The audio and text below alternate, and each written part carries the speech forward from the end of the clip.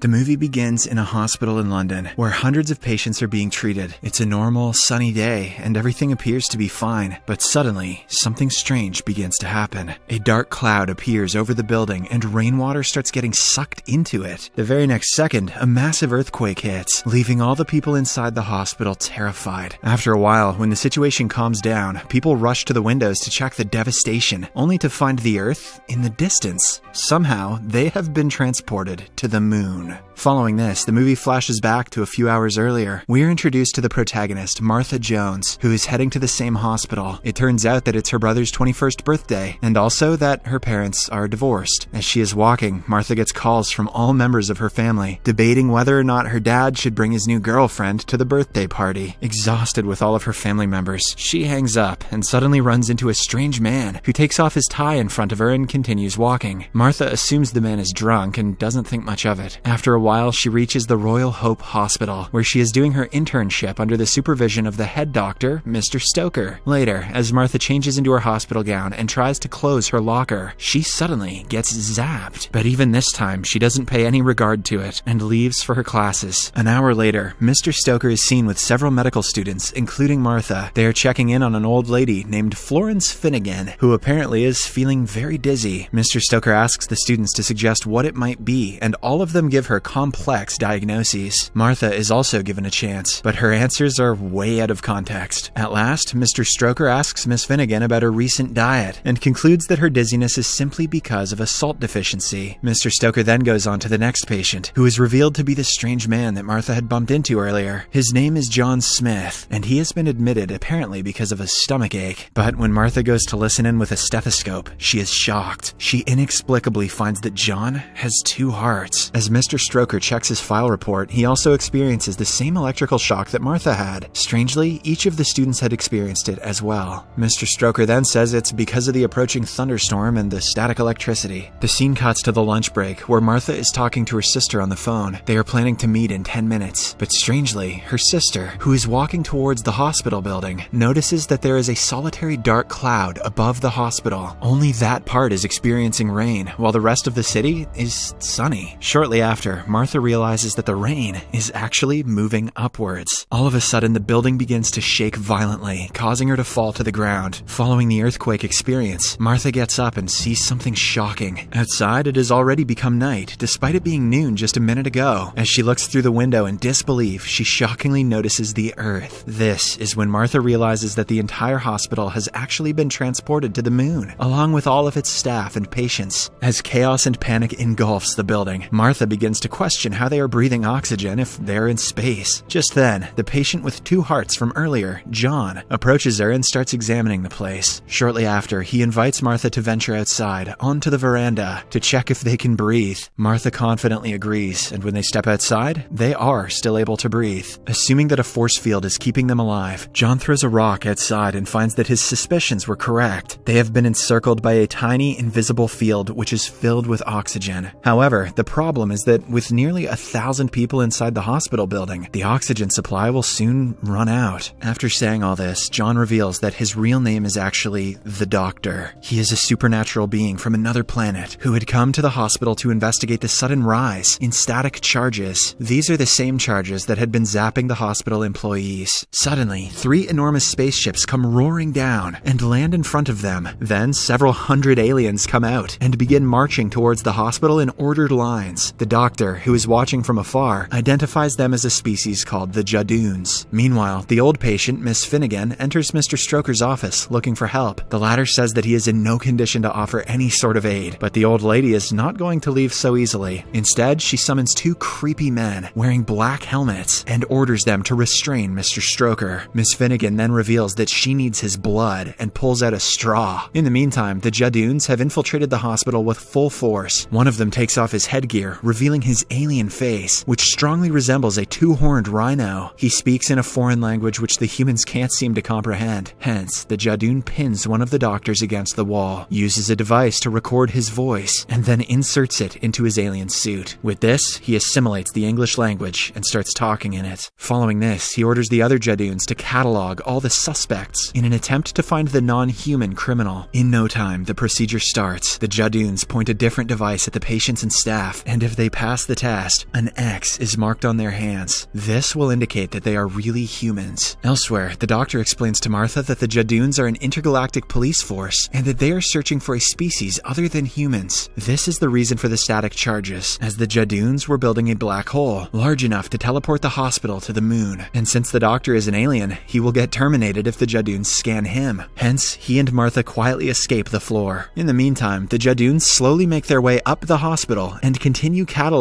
humans. One man decides to take matters into his own hands and attacks a Judoon, but he is quickly terminated with a laser. On the other hand, the doctor goes through the hospital's computer drives at an insane speed, using his device, which he calls a sonic screwdriver. He explains that he is looking through each of the patient's records to find the actual culprit that the Judoons are looking for. Martha inquires what will happen if they find the aliens themselves, to which the doctor replies that the Judoons will most likely execute everyone within the hospital on the grounds of harboring a fugitive. Suddenly, the computer shuts down, and it appears as if the Judoons have taken over the entire mainframe. The doctor then tells Martha that any information about patients with unusual symptoms over the last week would be helpful. Hence, she heads over to Mr. Stroker's office to ask him about it. To her horror, she witnesses the old lady, Miss Finnegan, sucking the blood out of him via a straw. Martha immediately runs for her life, while one of the men in black chases her through the corridors. She returns to the doctor, and the two take off. After a bit of running, they enter an X-ray room, whose door the doctor seals off with his sonic screwdriver. Shortly after, the man in black finds them inside and tries to break the door down. With time running out, the doctor comes up with a plan. He orders Martha to press the correct button as he takes the X-ray machine and points it towards the door. After a while, the man eventually breaks in, and Martha immediately presses a button, emitting radiation which has increased to 5,000% with the help of his sonic screwdriver. This insane amount of radiation kills the man instantly, but the doctor doesn't seem to be affected at all. Afterwards, Martha finally gets a chance to inform him about Miss Finnegan. The doctor realizes that the old lady is a Plasmavore, an alien with the ability to transform into the species whose blood it consumes. Elsewhere, as Miss Finnegan has sucked Mr. Stroker's blood, she appears to be human when scanned by the Judoons. Meanwhile, as the doctor, along with Martha, comes out of a room, a Judoon quickly scans him and deems him as a non-human. Alarmed, the two make a run for it while the Judoons assume that he is the Plasmavore and chase after him. Fortunately, they manage to lose the Judoons, and shortly after, Martha runs into one of her colleagues. She seems fatigued and weak, as the oxygen has depleted a lot and only a small amount remains. The doctor then reveals that the Judoons have a larger lung capacity, so it is not going to slow them down. In the next scene, the two finally enter Mr. Stroker's office, where they find his pale body on the floor. It is apparent that Miss Finnegan sucked every last drop out of him, sucked him dry. Before the two leave, Martha shuts Mr. Stroker's eyes out of respect. The doctor then begins to think where the Plasmavore might be, and decides to check the MRI room. At the same time, the Judoons also spot them, so the doctor asks Martha to stay behind and hold them off. He then unexpectedly kisses her before running off, making her blush. Soon, the Judoons approach Martha and proceed to scan her. The scanner identifies her as a human, but with traces of non-human DNA. This is because she was kissed by an alien minutes ago. Alarmed, the Judoons conduct more tests on her, hence buying the doctor some more time. After she is given the all-clear, Martha tries to explain that Miss Finnegan is the alien that they are looking for, but the Judoons completely ignore her and leave. Meanwhile, the doctor heads into the magnetic resonance imaging, or MRI room, and finds Miss Finnegan fiddling around with the technology in there. He then decides to pretend as if he is a confused human, and babbles on about the Judoons and how they are on the moon. Miss Finnegan does not seem convinced, but nonetheless, she orders her remaining henchman to restrain the doctor. This is when she reveals her plan that she is modifying the scanner to make it destroy all life on the moon, as well as the entire half of the Earth which is currently facing it. Miss Finnegan also admits that she is the alien that the Judoons are looking for. In response, the doctor lies that the Judoons are changing their scanners to a higher setting for more accurate results. This scares Miss Finnegan, thinking that she might get caught. Hence, she decides to suck the doctor's blood in order to appear more human. Wasting no time, she inserts the straw into the doctor's neck and begins to draw all the blood out of him. When the Judoons and Martha finally enter the room, the doctor's body has already become pale, and he collapses to the ground. Devastated, Martha accuses Miss Finnegan of murder and explains to the Judoons that she is in fact the Plasmavore. However, the Judoons ignore her again and scan the doctor's body. When the result says deceased, they assume that their work is done and proceed to leave. Suddenly, Martha realizes that it was all the doctor's plan. He deliberately let Miss Finnegan suck his alien blood so that she can be classified as as a non-human. To prove it, Martha snatches a scanner out of one of the Judoons and scans Miss Finnegan. As expected, it shows that she is a non-human and also identifies her as a Plasmavore. The Judoons ultimately kill her, but before that, she manages to activate the machine. In no time, gigantic surges of electric volts are seen in the MRI equipment. The Judoons, however, return to their ships as their work is now done, and they have no further business in the hospital. Martha begs for their help, but to no avail. Now, in an attempt to save the doctor, Martha uses cardiopulmonary resuscitation, or CPR, on both of his hearts. As the oxygen is low, she uses her last breath and finally saves the doctor. But in the process, she passes out. After the doctor wakes up, he immediately gets to work and manages to disable the modified MRI machine, saving countless lives. He then carries Martha downstairs and waits for the Judoons to reverse the transportation back to Earth before everyone dies from oxygen deprivation. Luckily, the Judoons reverse it in the nick of time, and with a bright flash of light, the hospital returns back to Earth in its original place. Hopefully no hippies parked their vans in the empty lot. Several paramedics and ambulances are on cue, and shortly after, Martha wakes up. As she talks with her sister, she notices the doctor leaving the place. The same evening, as Martha attends her brother's birthday party, a fight ensues between her family members. One by one, everybody leaves, leaving only Martha behind. Surprisingly, she sees the doctor around the corner of the block, who smiles at her and leaves. Martha follows him and finds him leaning on a big blue telephone box. He invites her on a trip with him, but she hesitates. The doctor then reveals that he can travel through time as well with the help of the telephone box. She doesn't believe him. So, the doctor enters the telephone box and it slowly vanishes into thin air, leaving Martha speechless. After a while, the box reappears and the doctor emerges with his tie in hand. This indicates that the doctor went back in time to this morning when Martha encountered him on the street. He had taken off his tie at that instant. Martha cannot comprehend how any of this is possible and decides to go with him. She then questions the doctor about the box and how cramped it will be time traveling together. The doctor says that the box is called TARDIS, which stands for time and relative dimensions in space. It's then revealed that the inside of the box is much bigger than on the outside. Martha is left in utter disbelief by what she sees, but nonetheless, she is ready to go on a trip with him. The movie ends as the doctor starts the TARDIS and initiates